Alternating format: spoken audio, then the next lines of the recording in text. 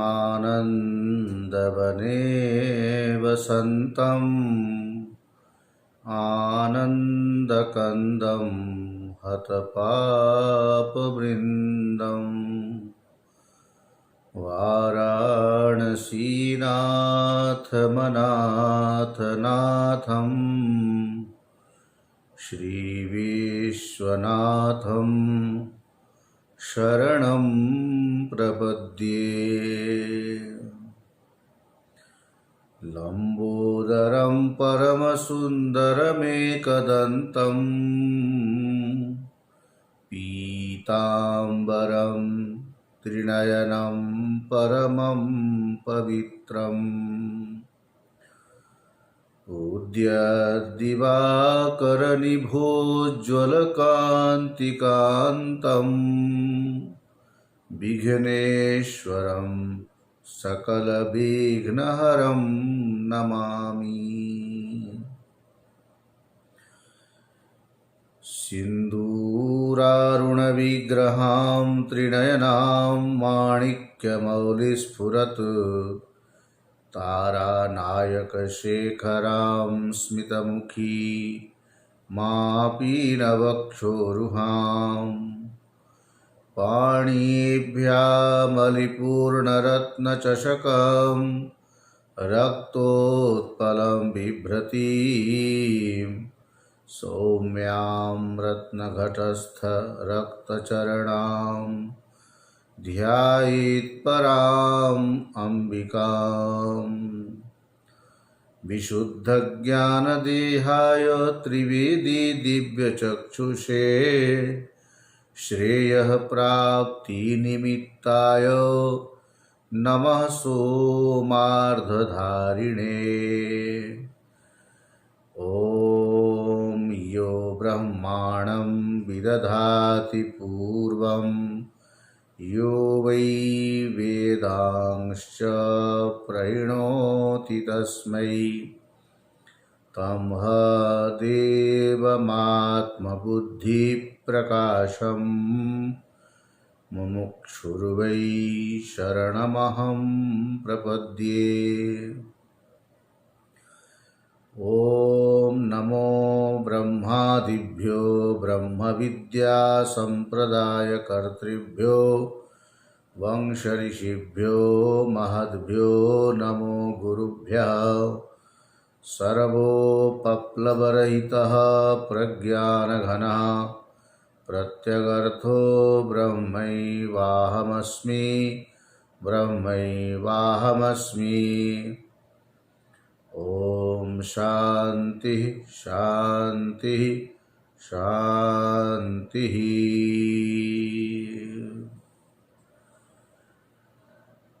चंद्रशेखर चंद्रशेखर चंद्रशेखर पाहि मां।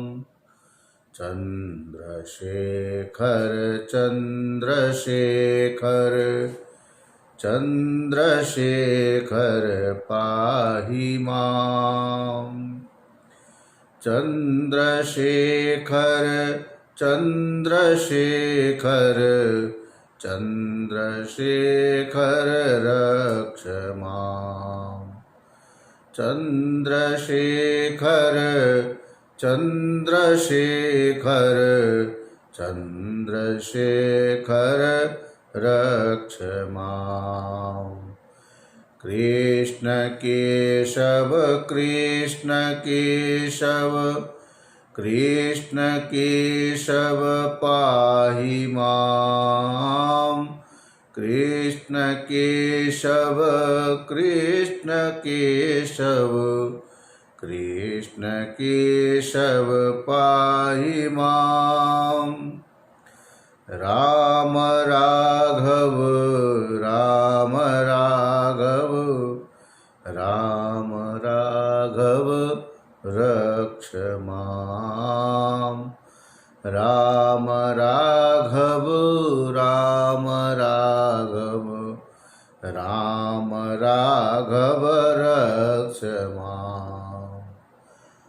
श्याम माधव श्याम माधव माधव श्याम माधव रक्ष मां। श्याम माधव श्याम माधव श्याम माधव पाहि मां। चंद्रशेखर चंद्रशेखर चंद्रशेखर रक्ष मां। चंद्रशेखर चंद्रशेखर चंद्रशेखर रक्ष मां। चंद्रशेखर चंद्रशेखर चंद्रशेखर पाहि मां।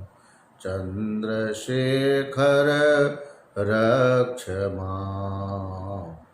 चंद्रशेखर पाहि मां। प्रेम से बोलिए श्री बाबुलनाथ महादेव की जय। गणपति भगवान की जय। अम्बे मात की जय। सत्य सनातन धर्म की जय। ओम नमः पार्वती पते हर हर महादेव।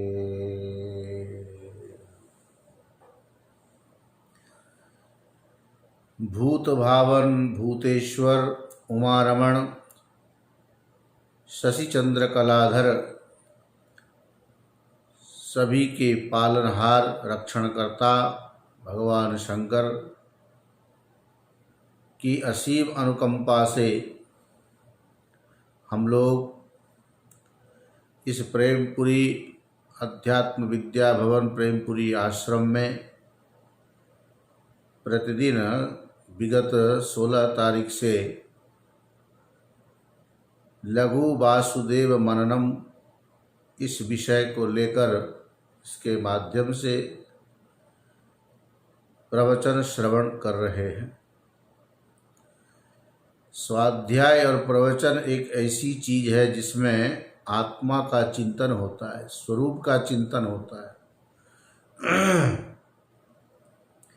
आत्मा के बारे में आप लोगों ने अभी तक बहुत कुछ सुना और जो थोड़ा बहुत रह गया है, वासुदेव यति ने लघु वासुदेव मनन 12 वर्णकों में लिखा है।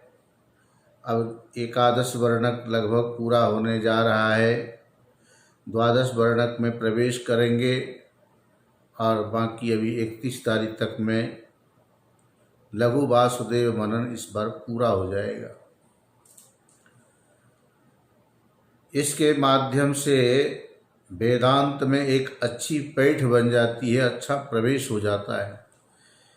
इसलिए शुरू में जैसा हमने जिक्र किया था, पुस्तक हो अथवा प्रेमपुरी में इसके बारे में सब रिकॉर्ड है, रिकॉर्डिंग की गई है, आप वहाँ से भी उपलब्ध कर सकते हैं। और प्रातः प्रथम वर्णक से लेकर 12वें वर्णक तक में संगति क्या है, मूल रूप से जो वेदांत के विचार है उस विषय पर जो लघु एक संक्षेप में वासुदेव यति ने जो मनन किया है, आप इसके माध्यम से मनन कर सकते हैं।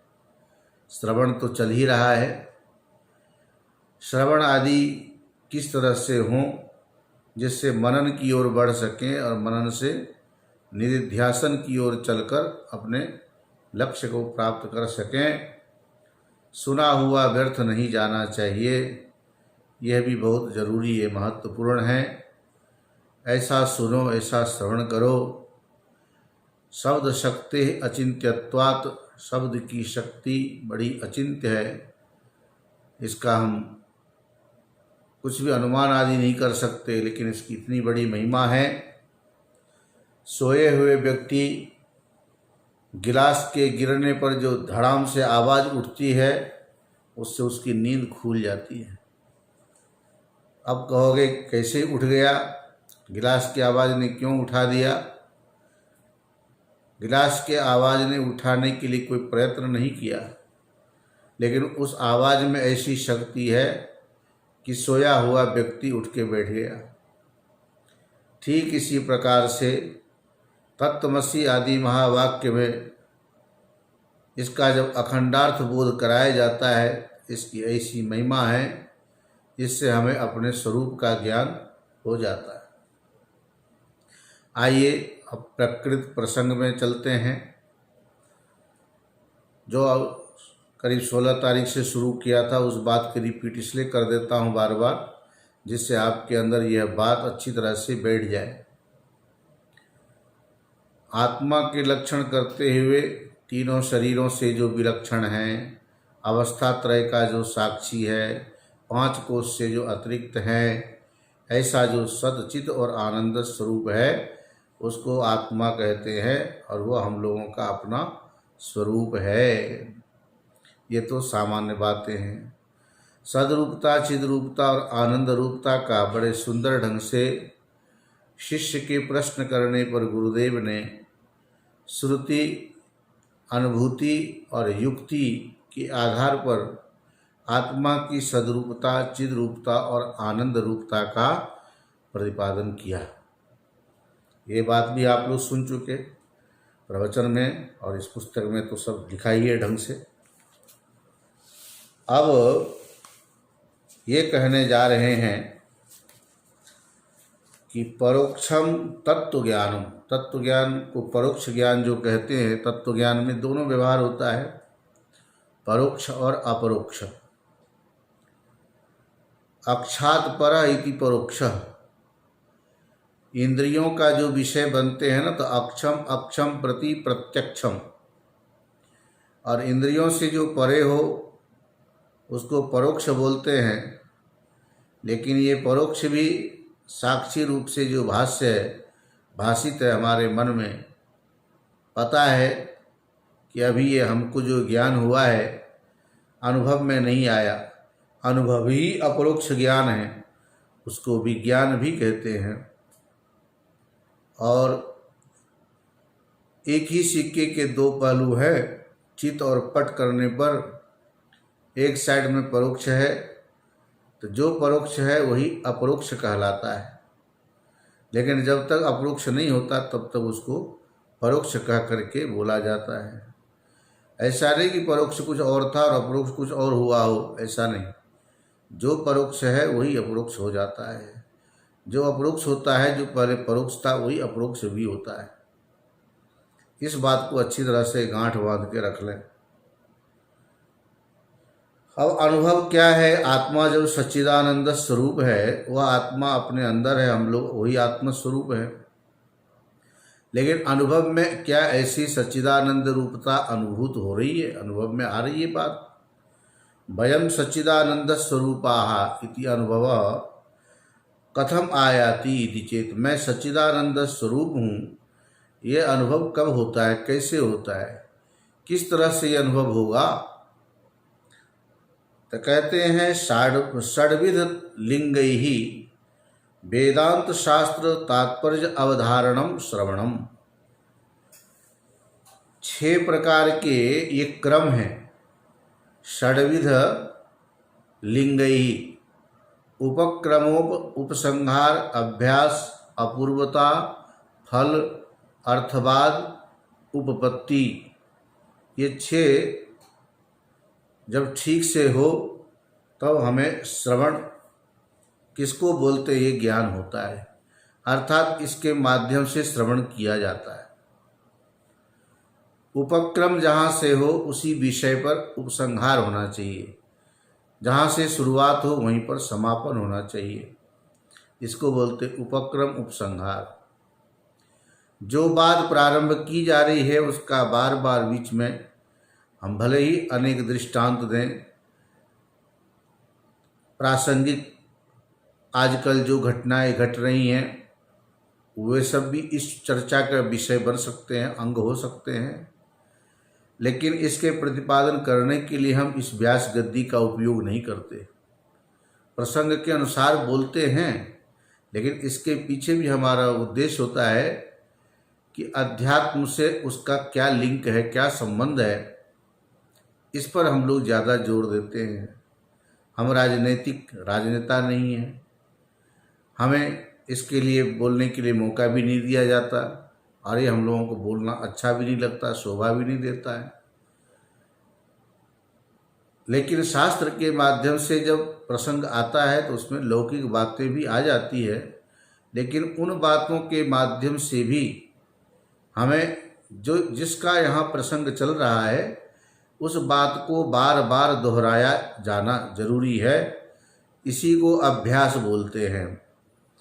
जैसे छांदोग्य उपनिषद में श्वेत केतु को गुरुदेव जब आत्मोपदेश दे रहे थे तो तत्त्वम असि श्वेत केतो, तत्त्वम असि श्वेत केतो, तत्त्वम असि श्वेत केतो, हे श्वेत केतो वह तुम ही हो।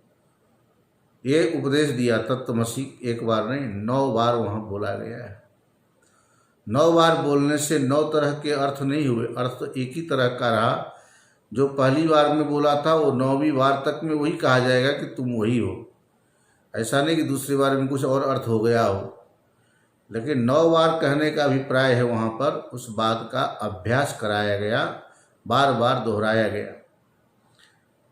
कथा प्रवचन में हम लोग जो भी विषय लेते हैं, दृष्टांत देते हैं, दुनिया की बातें भी आती हैं, लेकिन घुमा फिरा करके जिस विषय को प्रारंभ किया था उसका स्मरण बीच बीच में दिलाना भी जरूरी होता है। और अर्थवाद भी हो, जो हम प्रसंग प्रस्तुत कर रहे हैं उसकी प्रशंसा करें, उसका फल क्या है ये भी विचार करना होगा। और अपूर्वता भी हो जिसका अन्य प्रमाणों से बाध न किया जा सके।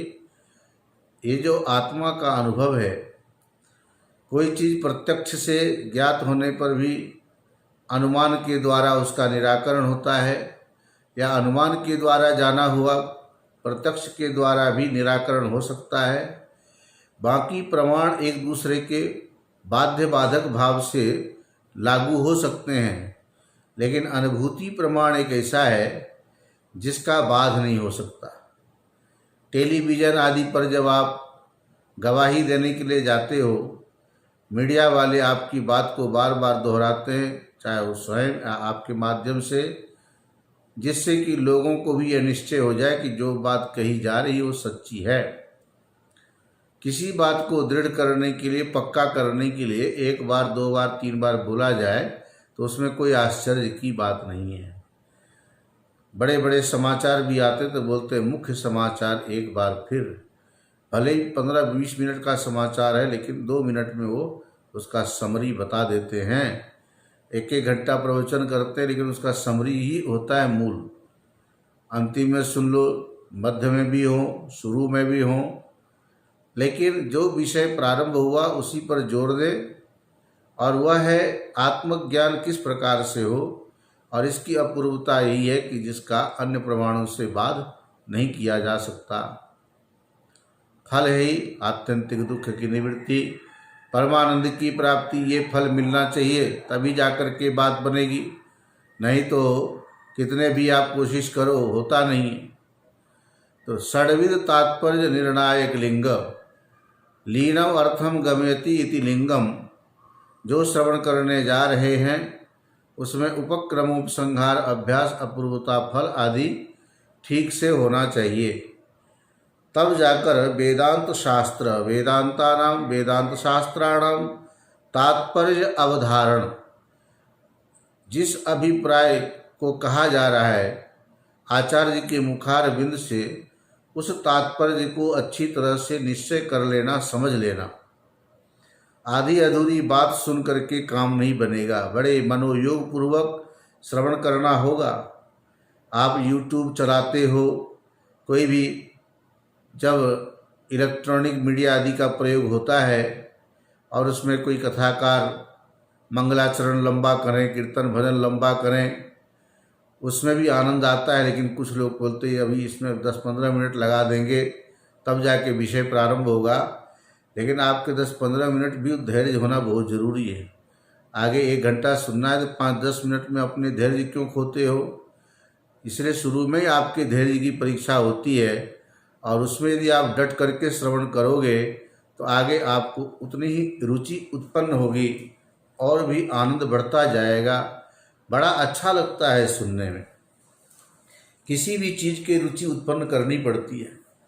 बच्चे जब पढ़ाई शुरू करते उनका पढ़ने में मन लगता नहीं। बड़े लोग डांट करके पुचकार करके बेटा पढ़ो, मन लगाओ, पढ़ाई से ही सब कुछ होगा। धीरे धीरे उसके फिर पढ़ने की ऐसी आदत पड़ जाती है, अब उसको किसी से मिलना जुलना बात करना सब कुछ करते हुए उसका ध्यान रहता है कि मुझे पढ़ाई अच्छी तरह से करनी है, पढ़ना है। उसका मूल ध्यान उधर रहता है। जब आप प्रवचन सुनते हो, स्वाध्याय आदि, तो आपका मूल उद्देश्य है हमें जो बात आचार्य के द्वारा कही जा रही है वह अच्छी तरह से निश्चय हो जाए। वेदांत शास्त्रों का तात्पर्य किसमें है, इसको जब तक ठीक से नहीं सुनोगे तो फिर मनन किसका करोगे। तात्पर्यावधारण होना चाहिए। श्रवणम किससे, गुरु मुखात, गुरु के मुख से श्रवण करने के बाद श्रवण के अनुसार फिर क्या करना है, मननम। श्रवणानुसारेण मननम, मननानुसारेण निधिध्यासनम। जो ठीक से सुना हुआ होगा उसी का मनन भी ठीक से होगा, और जब मनन ठीक से होगा तो उसी के अनुसार निधिध्यासन भी होगा।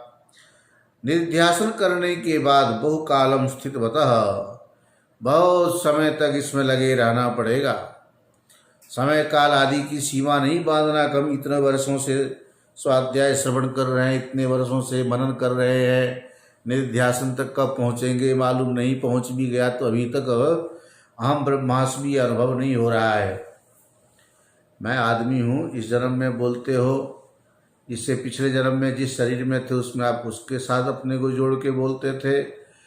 आत्मा की अनुवृत्ति सब में रही, लेकिन आत्मा रूपी अधिष्ठान के ऊपर जो अध्यस्त रूपी शरीर था, तत्त शरीरों में उन जन्मों में हमने केवल अनात्मा का ही अभ्यास कर रखा है। अब भगवत कृपा से जो आत्मा का अभ्यास इस समय कर रहे हो और जन्म जन्मांतर में जो अनात्मा का अभ्यास कर रखा है, तो थोड़ा तो समय लगेगा। जल्दबाजी क्यों करते हो, धीरे धीरे लगे रहो ना। कभी न कभी तो हाँ भगवान सुध लेंगे।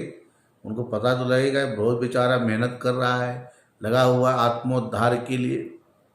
अपना उद्धार स्वयं करना पड़ेगा।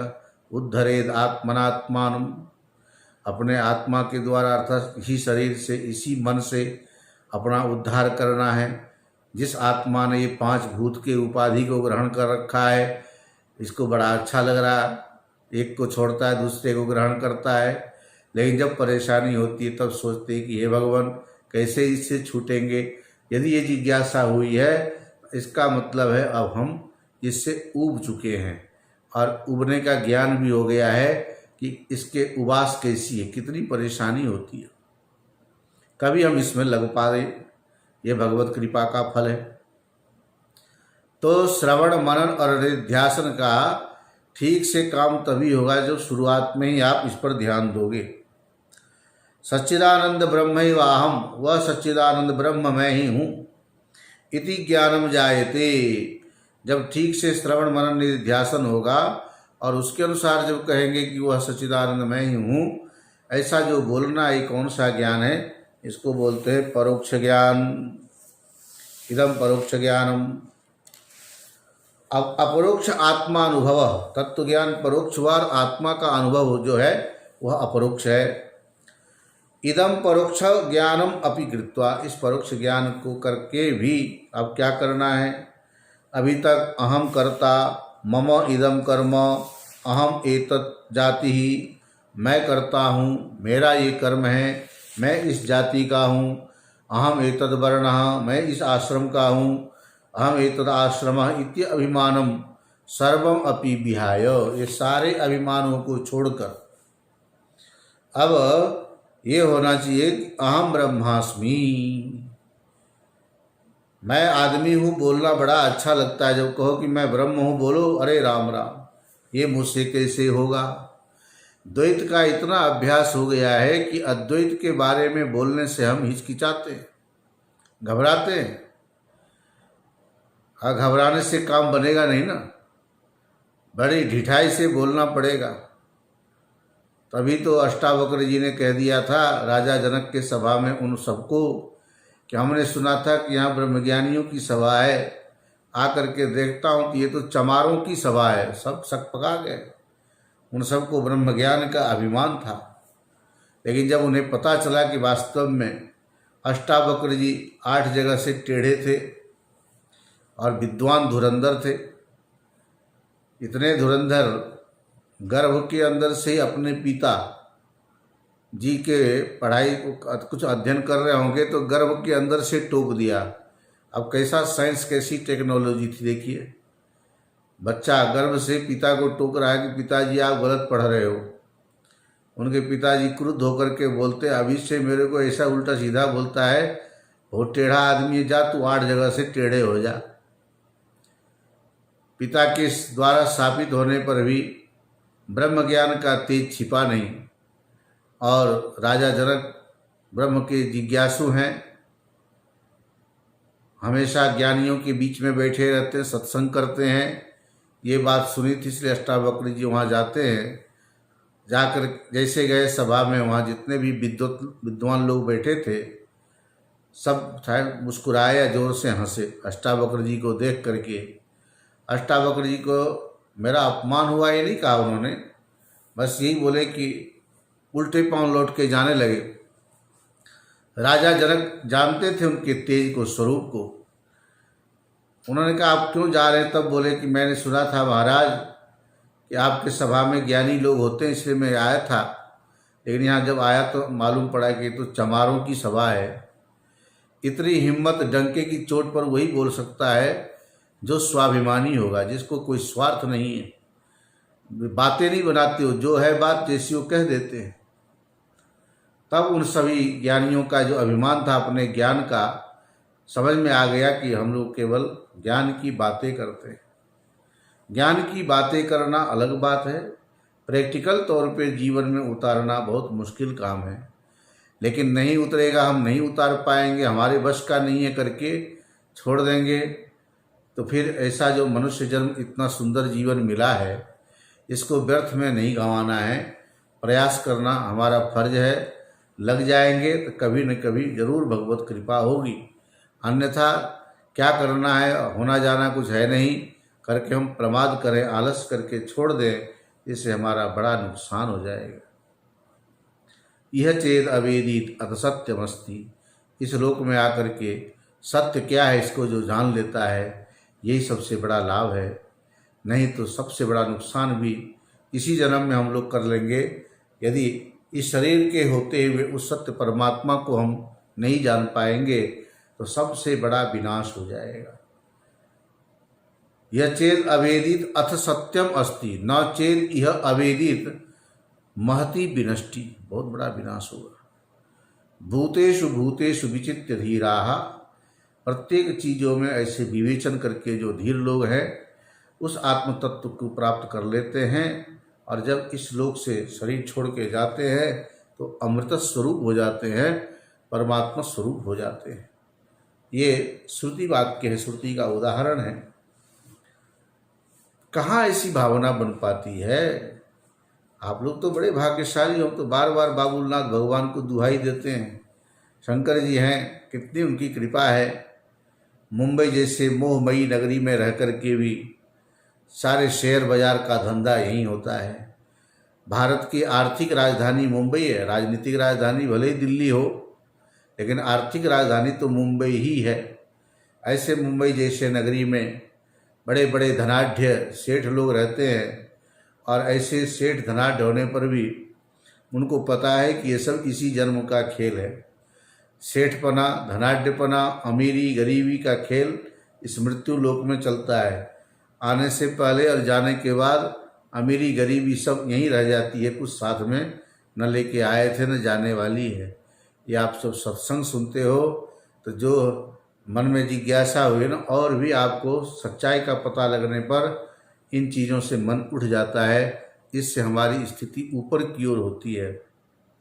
अन्यथा धन से बड़े हो, विचार से छोटे रहोगे, छोटी छोटी चीज़ों में उलझे रहोगे तो हम उतने बड़े जो उत्तम पद है, इतना ऊंचा पद है, उसको प्राप्त करने के लिए लोक में भी कई चीज़ों को छोड़ते तो हम बड़ी चीज़ों को पाते हैं, और ये तो सबसे बड़ी चीज़ है। यम लब्ध्वा चा परम लाभम मन्यते न अधिकम ततः। जिसका लाभ हो जाए, जिसको प्राप्त करके फिर इससे बढ़कर कोई दूसरी चीज़ है, ये दिमाग से निकल जाए, ये तब होगा जब आत्मलाभ होगा। क्योंकि आत्मलाभ से बढ़कर के कोई दूसरा लाभ है ही नहीं। बाकी जितने भी लाभ हैं वो तभी तक आप उसको अपना लाभ समझते हो जब तक उससे कोई बड़ी वस्तु उसके सामने नहीं आ जाती। लेकिन आत्मलाभ के सामने सारे लाभ फीके पड़ जाते हैं, गौण साबित होते, बौना साबित हो जाते हैं। इसलिए आपस्तंभ महर्षि ने कहा, आत्मलाभान न परम विद्यते। आत्मलाभ से बढ़कर के कोई दूसरी वस्तु श्रेष्ठ नहीं है। और गीता का उदाहरण दे ही दिया, यम लब्ध्वा च अपरम लाभम मन्यते न अधिकम ततः। इसलिए इससे अधिक और कुछ भी नहीं है। क्योंकि एक के जान लेने पर सब कुछ जाना हुआ जो हो जाता है, एक के प्राप्त होने पर सब कुछ प्राप्त हो जाता है। कृतकृत्यता का अनुभव होता है, प्राप्त प्राप्यता का अनुभव होता है। इसलिए ये बहुत बड़ी चीज़ है। अनुभव ना होने से, प्राप्त ना होने से, अप्राप्त सा होने के कारण अभी हम इसको किस्सा कहानी की तरह सुन रहे हैं। लेकिन अभ्यास करते जाएंगे तो एक न एक दिन जितने भी प्रतिबंधक हैं सब हट जाने के बाद, दूर हो जाने के बाद आप उस उच्च स्थिति को प्राप्त करेंगे जिसके लिए हम लोग दिन रात स्वाध्याय प्रवचन में लगे हुए हैं। अभी तो वर्ण जाति आश्रम आदि का बड़ा अभिमान है। मैं ब्राह्मण हूँ, क्षत्रिय हूँ, वैश्य हूँ, ये छोटा है, मैं बड़ा हूँ। ऐसे होने पर उस सबके अंदर एक समान रहने वाले उस आत्मा की समता में हमारे अंदर जब तक समत्व नहीं आएगा, विषमता में समता का प्रवेश कहाँ है। विषमता होने पर समता का बोध हो ही नहीं सकता है। और जब तक विषमता है तब तक बोध होने पर भी आनंद रूपता से हम वंचित रहते हैं। आनंद रूपता की प्राप्ति के लिए सारी विषमताओं में एकमात्र समत्व ब्रह्म का जो चिंतन है उसका अनुभव होवे। आप जैसे आनंद की स्थिति में रहने वाला कोई व्यक्ति हो ही नहीं सकता है। लेकिन हमारे अहंकार आदि आकर के बीच में भेद डाल देते हैं, तेरा मेरा का व्यवहार होने लगता है, इसलिए वह आनंद आवृत हो जाता है, इसके द्वारा ढक दिया जाता है। इति अभिमानम, ये ऐसे सारे अभिमान, जाति वर्ण आश्रम आदि के अभिमान को सर्वम अपि विहाय छोड़कर अहम ब्रह्मास्मि ब्रह्मैवाहमस्मि, मैं ब्रह्म हूँ, ब्रह्म ही हूँ मैं, और मैं कुछ भी नहीं हूँ। इति अनुभवम च तत्र प्रयत्नम च तत्र कर्तृत्वम च विहाय, ऐसा अनुभव के बाद बार बार अपने कर्तृत्व भाव को छोड़ने का प्रयास करे। कर्तापन यदि होगा तो भोक्तापन भी आएगा, और भोक्तापन आएगा तो बार बार कर्तापन होने की संभावना है। इसलिए कर्तृत्व और भोक्तृत्व भाव से रहित होना बहुत जरूरी है। कर्तृत्व भाव जैसे जैसे शिथिल होगा तो भोक्तृत्व भाव भी शिथिल होने लग जाएगा।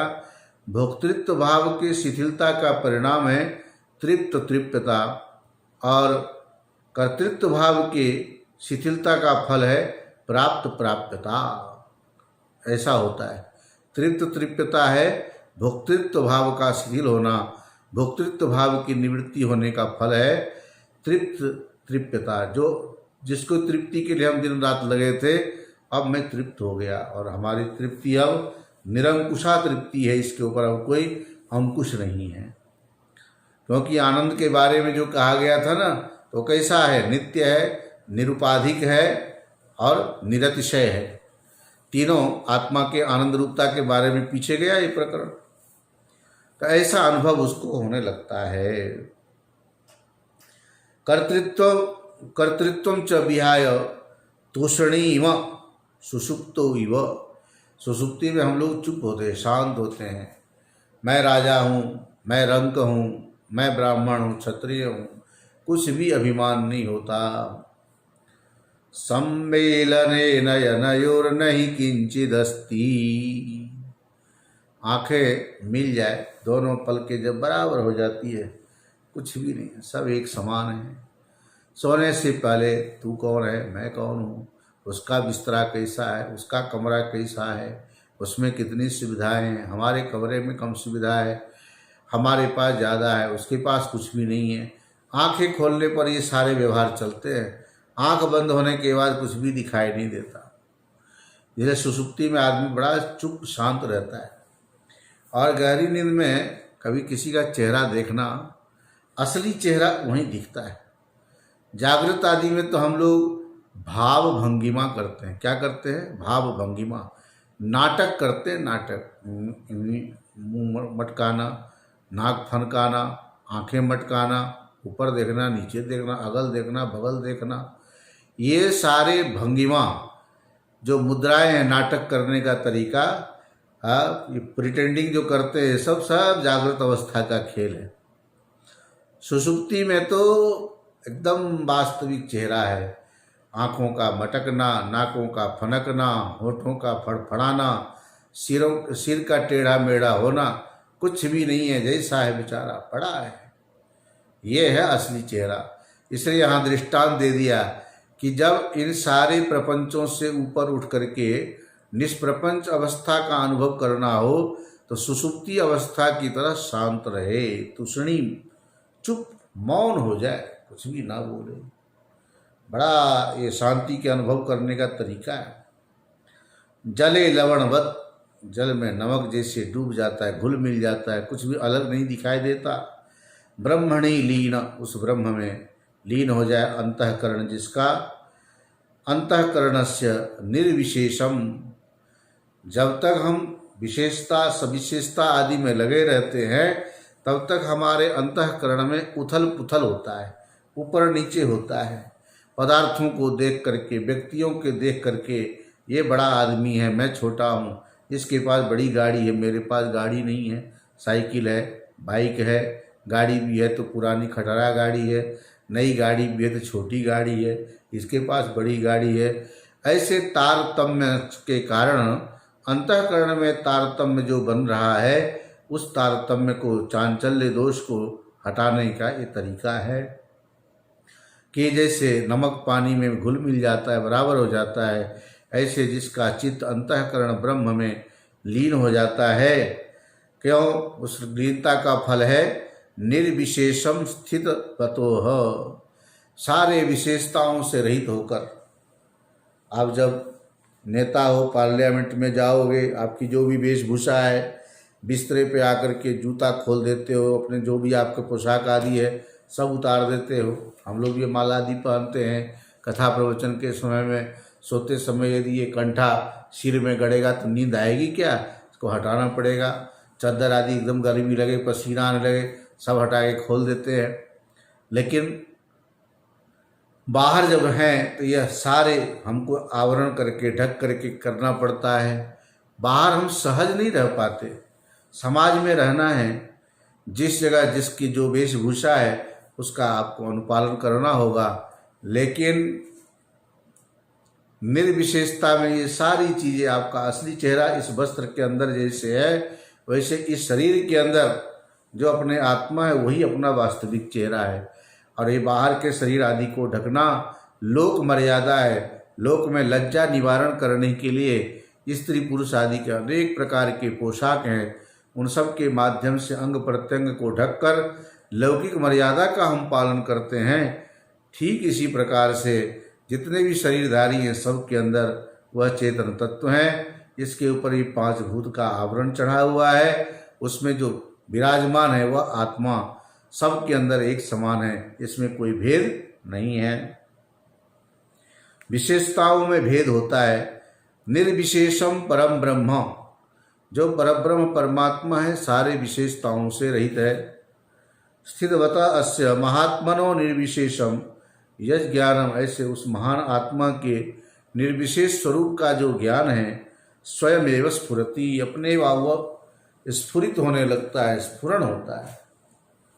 यत् स्वप्न जागर सुषुप्ति भवैति नित्यम प्रातः स्मरामि हृदि संस्फुरदात्म तत्वम सच्चित सुखम परमहंस गतिम तुरीयम यद स्वप्न जागर सुषुप्तिमवैति नित्यम तद ब्रह्म निष्कलमहम न च भूत संघ। प्रातः स्मरामि, किसका स्मरण करता हूँ?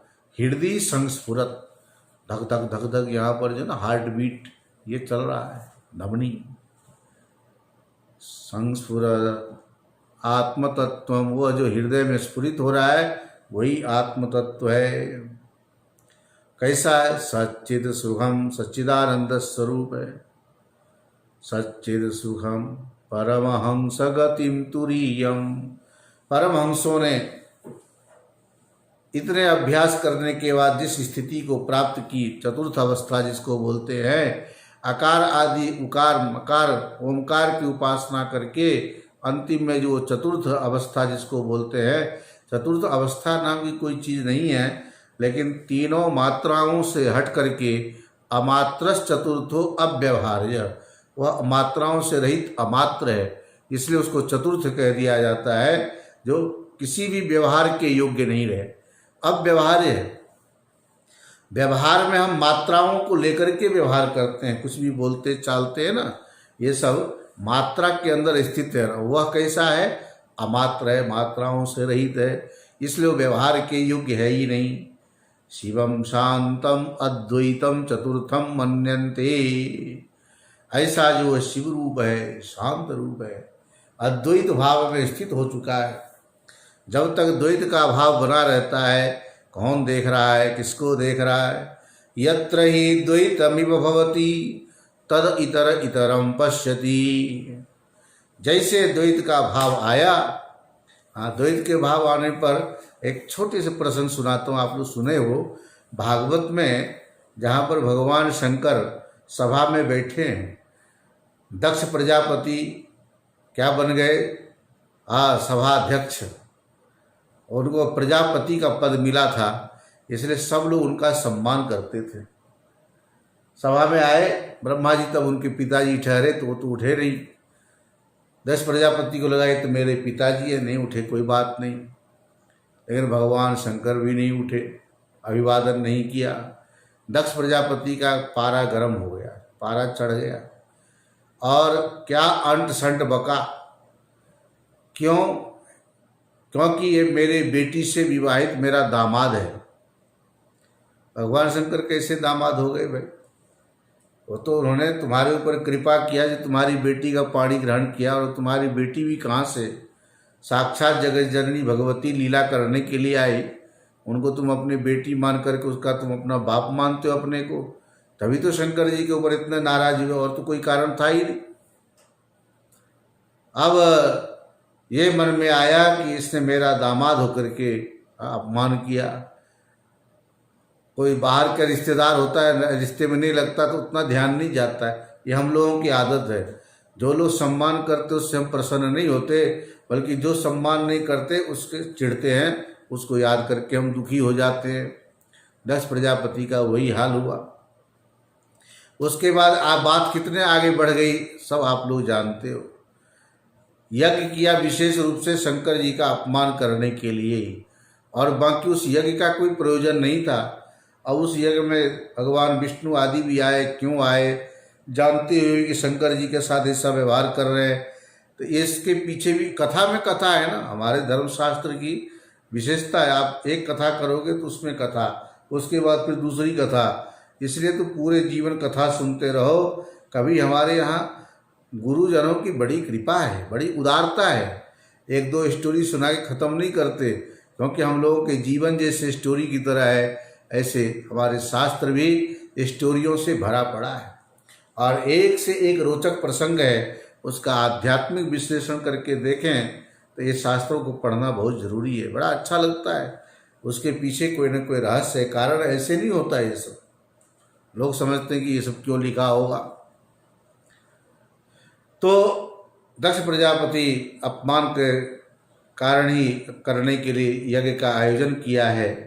सती जी वहाँ आती है तो उसमें उन्होंने बहुत अच्छी बात कही, क्योंकि जब आई तो ज़बरदस्ती आई थी, निमंत्रण नहीं गया था।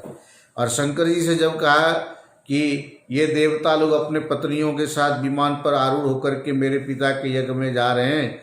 शंकर जी ने कहा देख लो, उन लोगों को तो निमंत्रण मिला है, तुमको तो निमंत्रण भी नहीं मिला। बोले पिता के घर में, राजा के वहाँ, पति के वहाँ बिना निमंत्रण की अपेक्षा किए बिना ही जाना चाहिए। वहाँ से निमंत्रण आए फिर मैं जाऊँ, ऐसा नहीं। तब शंकर जी बोलते हैं अपनों से जितना सम्मान मिलता है उतना ही अपमान भी मिलता है। बाहर वाले सम्मान करे अपमान करे दोनों एक जैसा लगता है, और अपने द्वारा सम्मान मिले वो भी ज़्यादा अच्छा लगता है, और अपमान हो तो वो उससे भी ज़्यादा भयंकर बुरा लगता है। तब शंकर जी ने पूरा रहस्य खोल दिया। बोले सती तुम्हें पता है उस सभा में ऐसा ऐसा हुआ था, तुम्हारे पिताजी मुझसे नाराज हो गए, तब से वो मेरे से द्वेष करते हैं, और तेरा और मेरे साथ संबंध हो चुका है। तुम उनको अपने पिता भले ही मानती हो, लेकिन वो तुम्हें अब मेरी पत्नी समझ करके वो मेरे से बदला लेने के लिए तुम्हारा अपमान करेंगे। बोले नहीं, आपके मन में जरूर भेद है। फिर शंकर जी ने स्वयं कहा कि देखो सती, तुम कहोगी भी कि सब ने उठ करके स्वागत किया, अभिवादन किया, आप भी कर लेते, लेकिन दक्ष के इतनी ऊंची दृष्टि है कहाँ। सामान्य लोग केवल फॉर्मेलिटी के लिए ही एक दूसरे का सम्मान करते हैं। उनके अपेक्षा ज्ञानियों का जो व्यवहार है या अभिवादन है वह उच्च कोटि का होता है। मैंने बैठे ही बैठे तुम्हारे पिताजी के अंदर अंतर्यामी के रूप में विराजमान परमात्मा को प्रणाम किया, लेकिन तुम्हारे पिताजी बहिर्मुखी है, उनको कहाँ पता कि मैंने ऐसा किया। उनको तो ये लगा कि मैंने न उठ करके उनका अपमान किया, और इसी बात से इतने बतंगड़ कर दिया। सती ने फिर भी नहीं मारा। शंकर जी को तो पता था ही, नहीं मानती है तभी तो ये सब हो रहा है। इससे पिछले बार राम जी की परीक्षा लेने में नहीं माना, उस समय भी शिव जी ने सती का परित्याग मन से कर दिया था, क्योंकि विवाह करते समय शंकर जी ने देवताओं से, ब्रह्मा विष्णु से ये बात कही थी कि मैं पहले तो विवाह कर नहीं रहे थे, जब विवाह के लिए तैयार हुए थे शर्त के साथ, तब उन्होंने कहा कि जिस दिन वो मेरी बात नहीं मानेगी, मेरी बात पर शक करेगी, उस दिन मैं उसको छोड़ दूंगा। वो राम जी की परीक्षा के समय घटना घट चुकी थी। सती जी को भी पता था कि राम जी की परीक्षा लिया और मेरे से गलती हुई है, लेकिन शंकर जी ने कभी भी मैं तुम्हें अपने मन से तेरा परित्याग कर चुका हूँ न बोला न कहा। और सती को भी पता था कि मेरे साथ केवल औपचारिकता के लिए व्यवहार करते हैं। अब जैसा प्रेम राम जी की परीक्षा लेने से पहले था, जो भाव अब मेरे प्रति नहीं है। इसलिए मानो वो भी तो साक्षात जगत जननी भगवती है ना, इसलिए तो सब ये सब किया होगा। अरे जो योगाग्नि में अपने को समाप्त कर दे, जिनके अंग गिरने से शक्तिपीठ बन जाए, तो समझ लो कैसी विभूति थी वो। ये तो हम लोगों को समझाने के लिए सारी लीलाएं हुई है। अभी तो लोग कहेंगे शरीर का अंग गिरने से शक्तिपीठ कैसे हो जाता है, क्योंकि हमारी बुद्धि की पहुंच, सोच ही उतनी है ना, उससे आगे हम नहीं सोच पाते। श्रद्धा नहीं है हमारे अंदर, विश्वास नहीं है। लेकिन शरीर में क्या है क्या नहीं सब मानते हो, विश्वास करते हो, खाते पेट में जाता है, कभी देखा है कहाँ पर उठता है, कैसे पचता है, लेकिन सब कुछ आप मानते हो कि नहीं मानते हो। लेकिन नहीं, देखूंगा तब मानूंगा बोलने वाले को क्या जवाब दे सकते हैं। उनका तो काम ही है उठपटांग ऐसा बोलना सोचना। तो सती जी जब यज्ञ में जाती है, बोलते वहाँ किसी ने भी प्रेम से उनसे बात नहीं की। माँ तो माँ होती है, और मौसी भी थी, किसी मौसी ने थोड़े बहुत बात की, नहीं तो कुछ उसमें से भी कईयों ने सती के साथ पहले वाला जैसा प्रेम था वो प्रेम नहीं प्रकट किया, दक्ष के डर के मारे। सती को जब शंकर जी से पता चल गया कि दक्ष प्रजापति शिव से द्वेष करते हैं, तो क्या पता शंकर जी की तरफ से भी कुछ गलती हुई होगी। शंकर जी ने तो कह दिया मैंने बैठे बैठे तेरे पिताजी का अभिवादन किया था, लेकिन उनको पता नहीं। इससे सती को पूर्ण विश्वास हो गया। तो शंकर जी अपने तरफ से कभी किसी के साथ वैमनस्य नहीं करते। भगवान है भाई, परमात्मा शिव जी अपने अवस्था में ध्यान अवस्थित मुद्रा में रहते हैं, उनको दुनिया से क्या नहीं। स्वात्मा रामम विषय मृग तृष्णा भ्रमयति, ऐसे शिव जी को क्या मतलब है दक्ष प्रजापति से पंगा लेने के लिए। दक्ष प्रजापति उनके लिए है ही क्या, पंगा उससे ले आया तो जो अपने बराबर के हो, जिससे कुछ मुकाबला करने में मज़ा भी आए। कोई पहलवान हो और छोटे बच्चे से उसको लड़ाया जाए, वो तो फिर कंस के सभा में भगवान कृष्ण बलराम के साथ मुष्टि चाणूर को लड़ाया गया, ऐसा अन्याय तो नहीं हुआ, ऐसा अन्याय करना भी नहीं चाहिए। तो शंकर जी के दक्ष प्रजापति के साथ कौन सा मुकाबला, किस बात का मुकाबला। लेकिन दक्ष अपने अभिमान से फूले हुए थे। जब सती ने सभा में उस यज्ञ मंडप में घूम के देखा, ऐसे ऐसे देवता थे जो शंकर जी की दृष्टि से, सती की दृष्टि से भी नगण्य थे। उन सबके लिए आसन एक शंकर जी को छोड़ करके, ये तो जानबूझ करके पंगा लेने वाला काम हो रहा था। हुआ क्या, जब सती अपने उसमें आई, क्योंकि सती को पता था राम जी की परीक्षा के समय जो छोड़ चुके थे, अब जाऊंगी लौट करके तो क्या कहेंगे, अरे दाक्षायणी आ गई। ये भी नहीं कहेंगे अरे सती आ गई, आओ मेरी अर्धांगिनी, कुछ भी नहीं कहेंगे। दाक्षायणी करके पुकारेंगे, मैं किस मुंह से उनके सामने अब जाऊं। इसलिए अच्छा है, और दक्ष के अभिमान को दूर करने के लिए, अज्ञान को दूर करने के लिए सती ने कहा कि इस शरीर का संबंध आपके शरीर के साथ है, आप मेरे पिता हुए कहने में लज्जा आती है, ऐसे पिता भगवान किसी को न दें। इस तरह से धिक्कारते हुए कहा, न रहे बांस न बजे बांसुरी, न ये शरीर रहेगा। ये शरीर जब तक आपके माध्यम से उत्पन्न हुआ माना जाएगा, तब तक शिव के लिए मैं प्रिय नहीं बन सकती। यद्वक्षरम नाम गिरेरितम नृणाम सकृत प्रसंगात अघमासु हन्ति यत् पवित्र कीर्तिम तमलंघ्य शासनम भवान अहो दृष्टि शिवम शिवेतरः। शांतम शिवम अद्वैतम, शिव क्या है, कल्याण रूप है।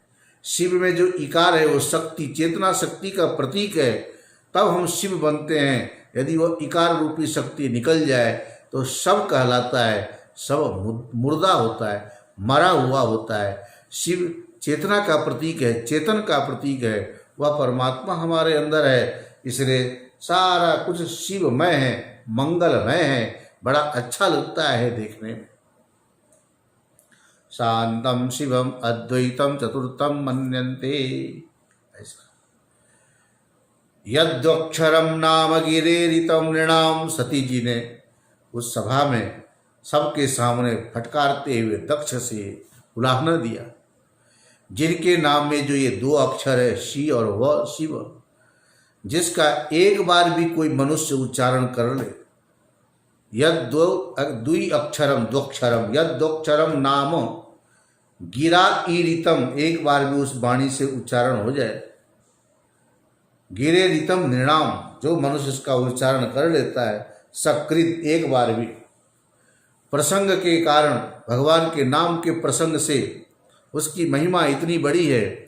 अघम आसुहंतियत, जो भी शिव ये दो अक्षर का नाम उच्चारण करते हैं, तत्काल ही उसके सारे पाप ताप नष्ट हो जाते हैं।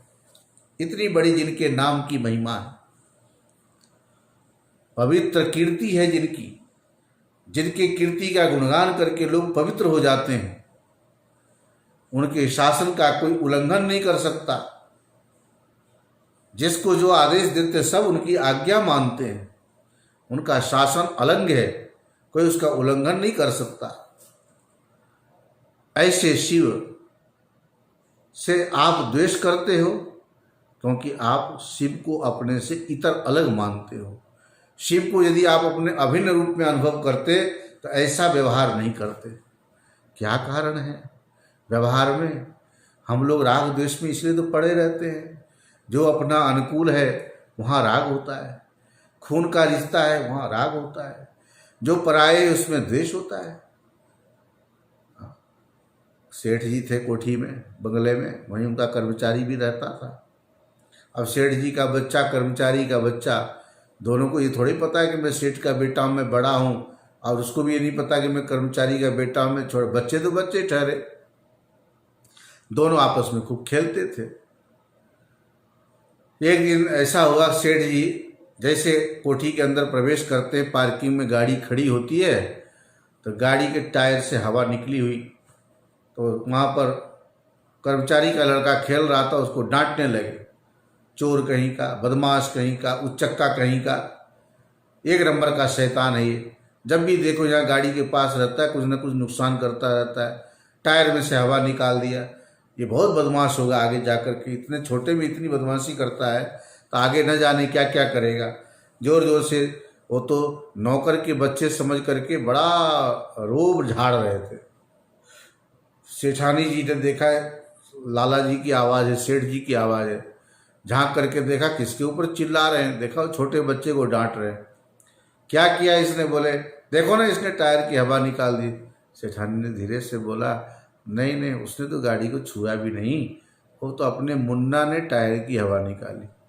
ओह अच्छा अच्छा, अरे तभी तो, ये तो आगे जाकर के बहुत बड़ा मैकेनिक, हाँ मैकेनिकल इंजीनियर बनेगा, इस तो बड़ी बड़ी चीज़ों का आविष्कार करेगा। भाषा बदल गई। कर्मचारी का बच्चा ने हवा निकाली टायर से तो चोर होगा, बदमाश होगा, डाकू होगा, जो क्या नहीं बोला। और जब अपने बच्चे की बात आई तो ठीक राग के कारण भाषा बदल गई। पराये का बच्चा है, द्वेष की भावना है। पराये के बच्चे से पानी गिर जाए तो भी आप चिढ़ते हो, अपना बच्चा थूकता भी है तो भी अच्छा लगता है। वाह भाई वाह, क्या गजब की बात है। ये राग द्वेष का परिणाम नहीं है तो और क्या है। ऐसे सर्वथा निष्पक्ष होना बहुत मुश्किल काम है। ऐसे ब्रह्म सत्यम जगन मिथ्या की भावना दृढ़ नहीं होती। इसलिए सती जी कहती है कि आपने शिव जी को यदि अपना स्वरूप माना होता तो आप द्वेष नहीं करते, लेकिन भगवान अहो, बड़े खेद की बात है कि आप जो है शिवम दृष्टि, क्योंकि आप शिवेतर हैं, शिव से अलग हैं, शिव को आपने अपने से अलग माना है। जो भी किसी की निंदा स्तुति आदि करता है, राग द्वेष में पड़ा होता है, उसकी द्वैत की भावना निवृत्त नहीं होती, तभी इस पचड़ों में पड़े रहते हैं। जब अद्वैत की भावना दृढ़ होगी, यत्र ही द्वैतमिव भवति तद इतर इतरम पश्यति, जब द्वैत की तरह होता है तो एक दूसरे को अलग अलग देखते हैं। यत्र तु अस्य सर्वम आत्मैवाभूत तत्केन कम पश्येत तत्केन कम जिघ्रेत तत्केन कम विजानीयात्, फिर किसको क्या जाने, किसको सूंघे, किसको चखे, किसको देखे, अपने से भिन्न तो कोई है ही नहीं। अभिन्नता में आप मस्ती में हो जाते हो। जब तक भेद बुद्धि है आपकी मस्ती में आग लगी रहती है। मस्ती चाहते तो हो लेकिन मस्ती ले नहीं पाते हो। क्यों? भेद बुद्धि से हम ग्रस्त होते हैं। इसलिए यहाँ कह दिया कि जब निर्विशेष रूप से जो ज्ञान है वह अपने स्फुरित होने लगता है, और यही अपरोक्ष अनुभव का फल है। अपरोक्ष अनुभव का मतलब है अद्वैत की अनुभूति, अद्वैत का अनुभव करना, द्वैत की निवृत्ति हो जाना। जो अद्वैत के ऊपर ही द्वैत दिखाई दे रहा था, उस द्वैत का अपना कोई अस्तित्व नहीं है। रस्सी में सांप दिखते ही दो का भाव बन गया। रस्सी को रस्सी के रूप में जानते हैं तो अद्वैत हो जाता है, रस्सी में जब सांप आता है तो द्वैत हो जाता है, विवर्त रूप दिखाई देता है। इसी प्रकार से इस जगत में जो कुछ भी है सब परमात्मा स्वरूप है। ये ज्ञान ही अपरोक्ष ज्ञान है, विज्ञान है।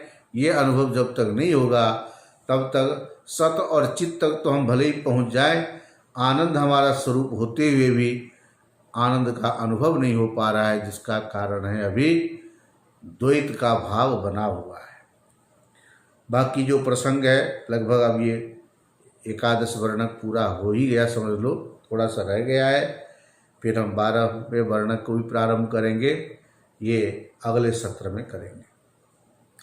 श्रीमन्नारायण नारायण नारायण भजमन नारायण नारायण नारायण राम नारायण नारायण नारायण गोविंद नारायण नारायण नारायण माधव नारायण नारायण नारायण।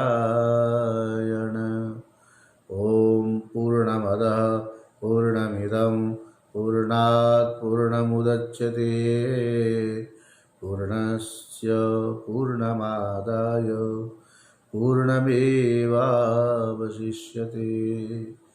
ओम शांति शांति शांति। शंकरं शंकराचार्यं केशवं बादरायणं सूत्रभाष्य कृतौ वन्दे भगवन्तौ पुनः पुनः। ईश्वरो गुरुरात्मेति मूर्तिभेद विभागिने व्योमवद्व्याप्तदेहाय दक्षिणामूर्तये नमः। ओम शांति शांति शांति।